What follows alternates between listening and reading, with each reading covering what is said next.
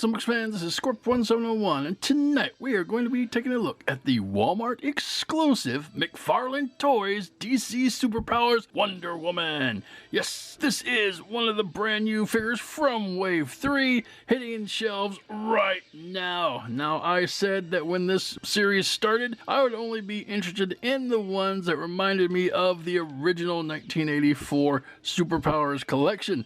And Wonder Woman here is no exception to that. She does have a slightly updated costume, which I don't really mind, but still, it's enough for my nostalgia buttons to be pushed.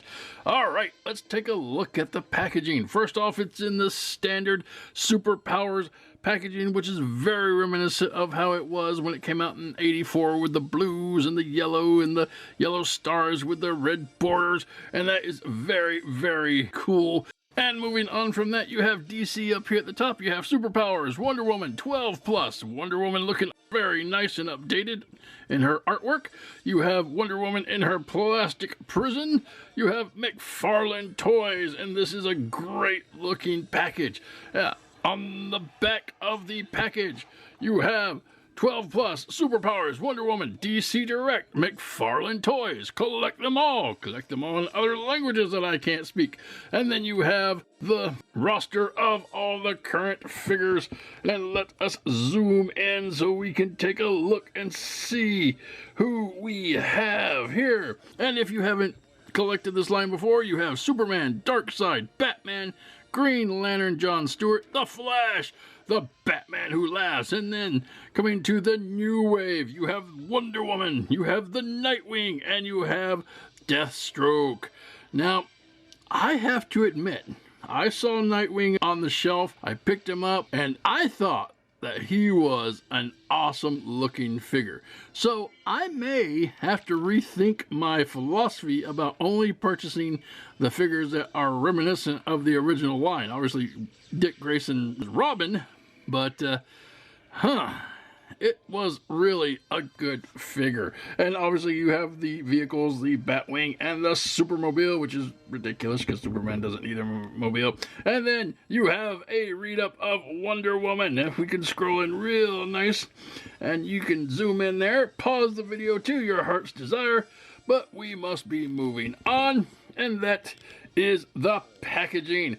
And it is very, very cool, very reminiscent of when I was little bitty boy. And that's enough about the packaging. Let's open it up and see what Wonder Woman can do. And here we have Wonder Woman out of the package, and out of the package she stands a little over 4.5 inches tall, and she comes equipped with this nice red cape, which is similar to the one that came with Superman, but the difference is it was not attached in the box with the little plastic pegs. They can be taught. Alright, I love it, I love it, and hopefully it will remain that way and no capes will be stapled inside the packaging again. Now, my only question when it comes to this is, why would they give us a cape and not use the money for a lasso accessory? I don't know. It just bothers me.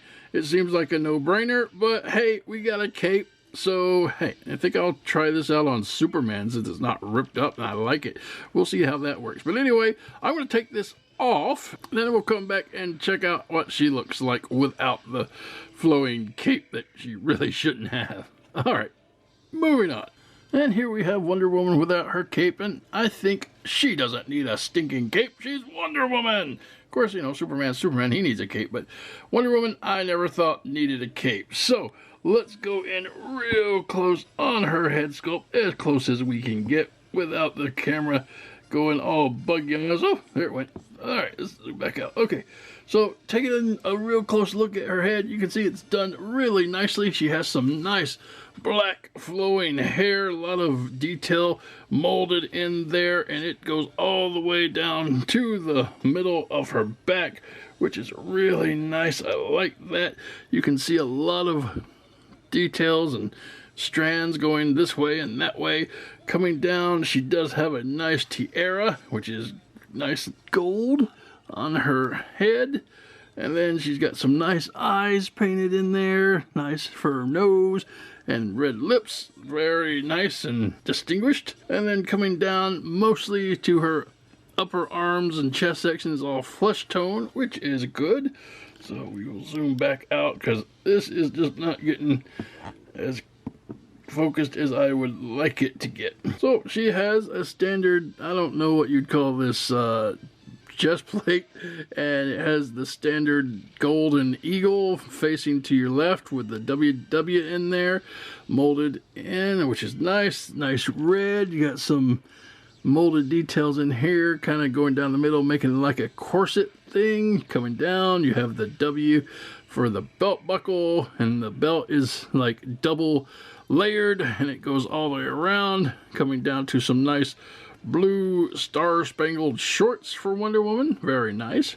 Thighs, a nice flesh tone, and coming to the high boots, which are gold and red. Now, I wouldn't have minded if they were white, but I guess gold would fit the trim, I suppose. On her arms, you do get a little bit of bracelets that are nice and gold, and then coming down to some gauntlets, which are silver. I like that. Now, these red marks here are not part of the original paint deco. I think these are because of the cape that was attached to her. I think some of the cape bled onto the figure, and I've been trying to get that off. I've been rubbing it with a Clorox wipe and some paint thinner, but it has not come off, so maybe I'll keep trying. But that's kind of a weird thing to have happened. Turning around to the back, nothing really different on the back that you wouldn't expect, but we kind of want to take a look anyway. And coming down to the bottom of the feet, she does have some peg holes so she can stand on things. All right, and that is what Wonder Woman looks like. Moving on. And for articulation, this figure has very minor articulation, but we'll go through it anyway. Her head can go around 360 degrees if you were so inclined to do that. It doesn't get wiggly waggly, and it doesn't go up or down, just around. Shoulders can go around 360 degrees. There is no forearm rotation, bicep rotation, or elbow bend. There is no rotation at her hand. Coming down to her chest, there is no ab crunch, there is no waist articulation, but we do have leg articulation. Her legs can go up a little bit, not much for kicking, but you can kick a can if you're so inclined, and they go back a little ways, so that's not too bad. There is no thigh articulation, and there is no side kick. The next thing you do is come down to her knee bend, and it is less than 90 degrees, but you do get a knee bend, so I'm happy with that. And there is no boot cut, and there is no foot rotation, hinge, or anything else. That is it for her articulation. Like I said, very limited, but what do you really want for $10? You get what you had when you were a kid, and that's about it. All right, moving on. And for comparison, here you have Wonder Woman with Superpowers Superman and Superpowers Flash. Now, I think this is interesting in the fact that if you look at Wonder Woman, she doesn't actually look like she belongs with these two. The Superman and the Flash look very cartoony, look very toy-esque. Wonder Woman looks almost real, like she was scanned from an actual person with the skin tone and the actual features.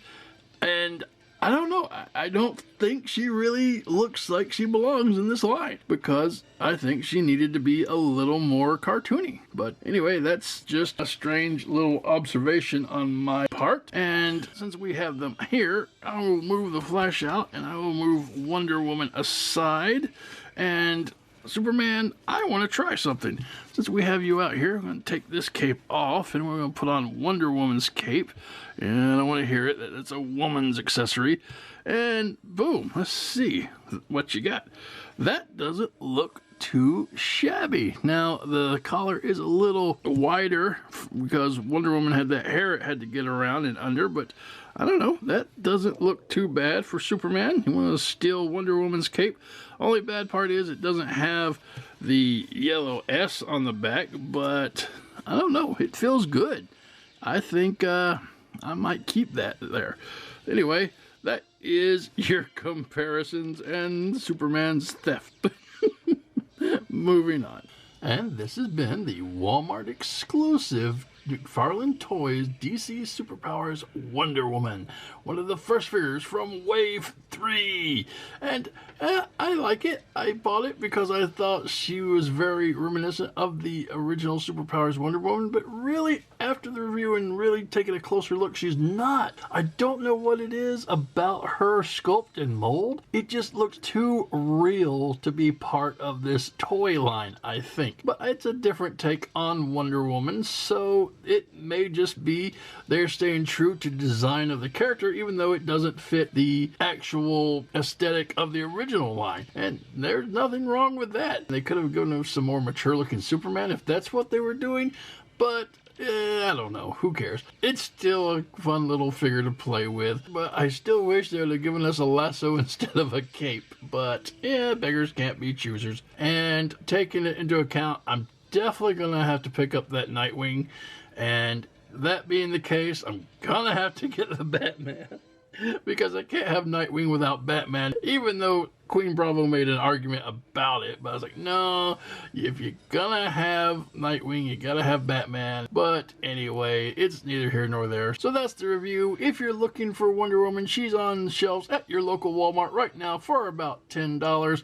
And you could pick her up with Deathstroke and Nightwing because that's the other two in the wave. Alright guys, that's the video. Hope you enjoyed it. Have a good night. And until next time, keep playing.